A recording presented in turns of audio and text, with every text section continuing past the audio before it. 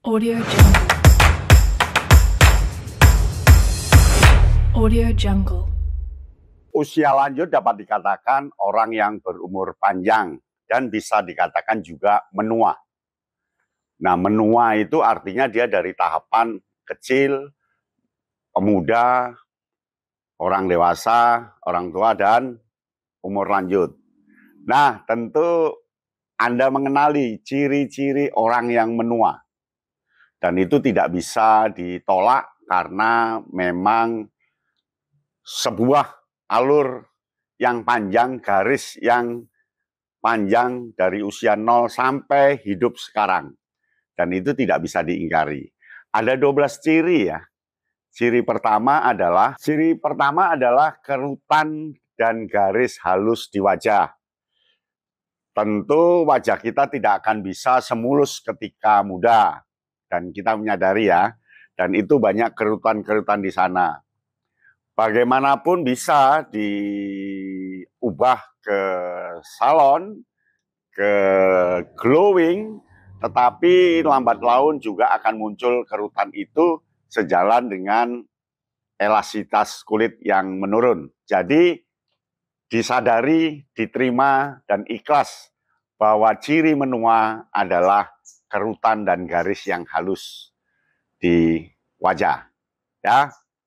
Nah, perubahan pada kulit yang menunjukkan tanda-tanda penuaan itu sebuah kewajaran, hal biasa. Jadi tidak boleh panik dan tidak boleh stres. Biasa saja, memang itu tanda indeks dari usia yang tua. Nah, yang kedua adalah rambut beruban. Disadari atau tidak, rambut kita akan berubah. Muncul pertama 1-2 rambut putih, ketiga sepertiganya, lalu brol semua putih. Dan itu memang sebuah kewajiban, sebuah keharusan di usia yang menua, dan di etape itu indeksnya adalah rambut putih itu. Jadi biasa saja, kalau mau disemir silakan, kalau enggak ya enggak apa-apa, tetapi dinikmati saja punya rambut putih. Jadi tanda kedua adalah uban yang memberi kenikmatan baru karena susah loh untuk mencapai rambut yang putih itu, dan usahanya harus melewati jungkir balik, menahan sakit, melewati pola makan, melewati sehingga sampai sukses di umur panjang, rambutnya beruban. Biasa, karena itu sebuah fakta dan kejadian yang semestinya terjadi. Yang ketiga adalah penglihatan yang menurun. Mata menjadi rabun, benda satu dilihat menjadi 3, menjadi 2, kemudian mata ini sudah minus atau plus, tulisan kecil sudah susah dibaca, dan kita minta tulisan itu dibesarkan, dan kita rabun. Itu biasa, karena memang kekuatan mata sudah difungsikan sekian puluh tahun dalam sebuah garis perjalanan hidup, sehingga fungsi mata juga mulai menurun. Itu hal yang biasa. Nggak usah stres, nggak usah marah, diantisipasi mungkin pakai kacamata. Atau mungkin hati-hati ketika mengomongkan bahwa benda itu 1, jangan sebutkan 2, karena kan dunia bayang yang bertambah. Itu yang ketiga. Nah, yang keempat adalah pendengaran yang menurun. Jadi pendengaran kita ini akan menurun. Kita ketika mendengarkan orang berucap ingin mendekat, tidak tahu maknanya karena sudah ada pergeseran, dan itu biasa. Ya, ketika kita diomongkan budak, ya harus diterima. Kita diomongkan, kalau dengarkan kok minta diulang gimana toh Mbah? Ya biasa saja, senyum saja, karena memang itu sebuah kewajaran dan harus pasti terjadi. Kalau nanti pakai alat juga nggak apa-apa, asal tidak merusak pendengaran kita. Nyantai saja, dan kita tidak usah marah ketika ada orang sepertinya ngomong tapi kita nggak mendengar, dikira menggunjing kita, nggak usah. Lancar, biasa saja. Selanjutnya, yang kelima adalah energi yang menurun. Mengalami kelelahan, berkurangnya energi, capek, lelah, yang tadinya bisa manjat 2 meter, sekarang manjat 1 meter aja sudah gemeteran, ngangkat sesuatu sudah nggak kuat, dan ketika harus melek 4 jam sudah nggak kuat, siang itu sudah rasanya ngantuk. Itu biasa, karena memang energi kita menurun. Ya, menurun karena fungsi tubuh juga menurun. Dan itu hal biasa. Saya pikir anak-anak muda juga menyadari kok terhadap orang tua yang seperti itu. Nah, yang keenam adalah gangguan memori. Gangguan memori itu adalah kesulitan mengingat informasi loh ya, atau peristiwa yang pernah kita alami. Kadang kita lupa nama tempat, lupa warnanya, lupa kejadian, lupa. Pokoknya memori kita terganggu. Nggak apa-apa, karena memang itu sebuah riwayat hidup. Supaya nggak lupa ya banyak baca, banyak tanya.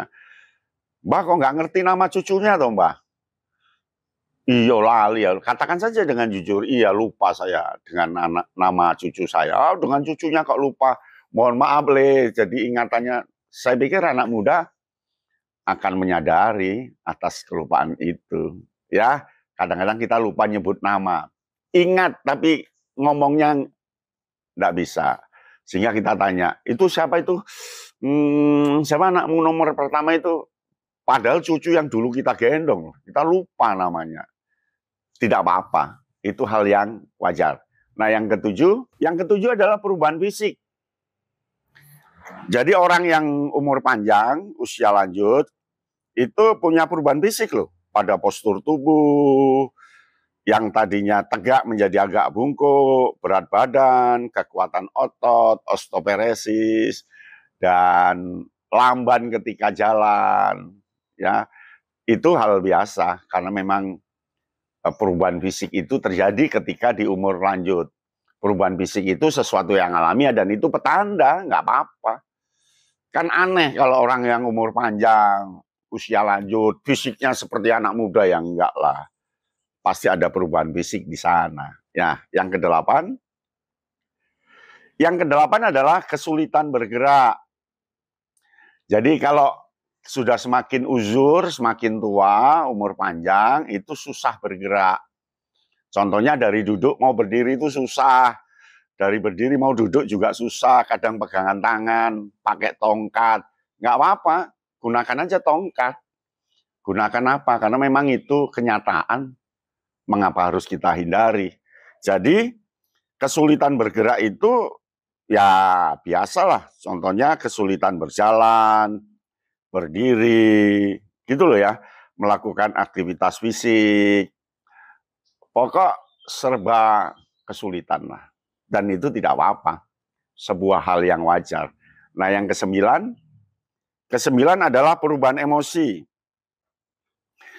Perubahan emosi ini terjadi karena satu, lebih sensitif, karena pendengaran yang turun, penglihatan yang kabur, gerak yang lambat, sehingga dia sensitif.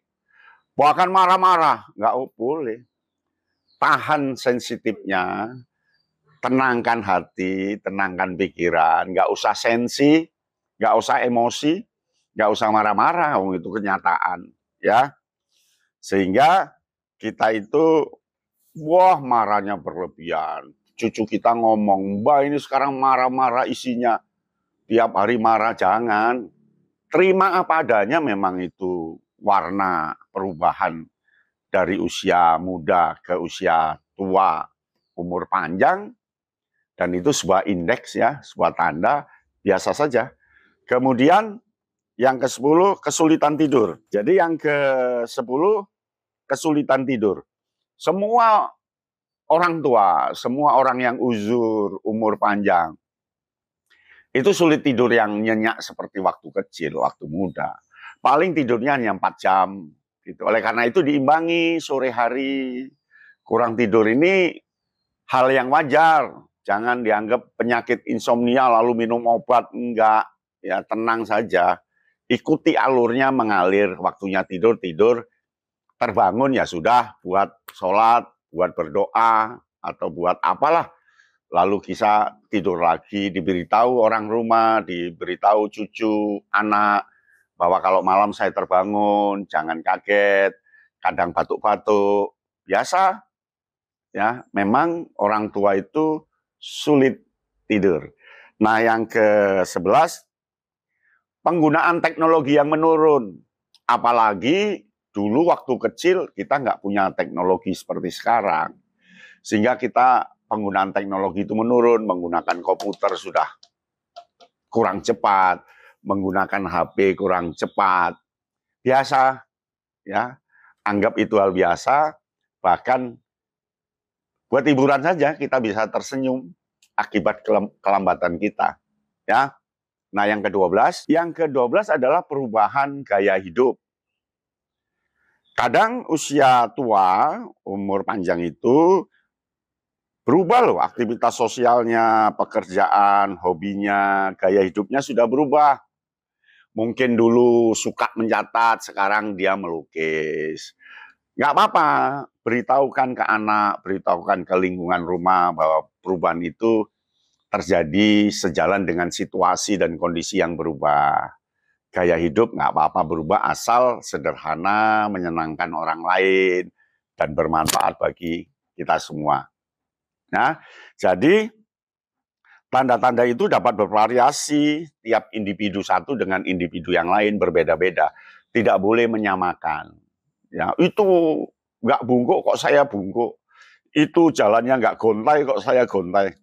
Itu pendengarannya tajam kok saya budek ya.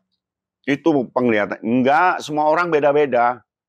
Ya, jadi nikmati saja. Bisa jadi kelebihan kita juga tidak dimiliki oleh orang lain. Itulah 12 ciri secara alamiah dengan sendirinya terjadi di usia tua, usia lanjut, dan itu bukti dari umur panjang. Demikian, salam Kak Yana Bintang. Audio Jungle. Audio Jungle.